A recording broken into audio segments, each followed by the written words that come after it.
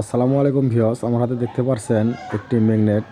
তো একটি আমরা টেস্টার মেশিন বানিয়েছি। এই দেখতে পারছেন একটি 5 ভোল্ট চায়না মিটার আর একটি পিকআপের সেন্সর আইসি।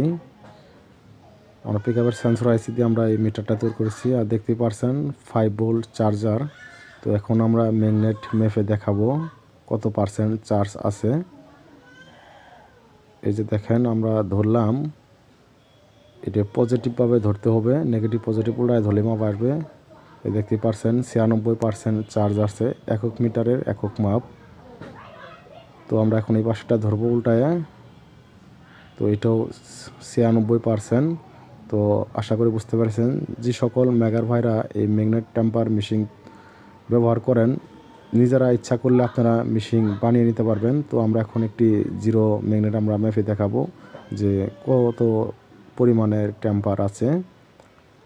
দেখতে পারছেন 48 টেম্পারেচার আছে। তো আমরা এখন আরেকটি ম্যাগনেট আমরা চার্জ করা আপনাদের আমরা মেপে দেখাবো যে কতখানি চার্জ আছে। তো যারা ম্যাগনেট চার্জিং মেশিনের টেস্টার মেশিন বানাতে ইচ্ছুক, এরকম একটা 5 ভোল্ট চায়না মিটার এবং কি পিকআপের সেন্সর আইসি হলে আপনারা বানাইতে পারবেন।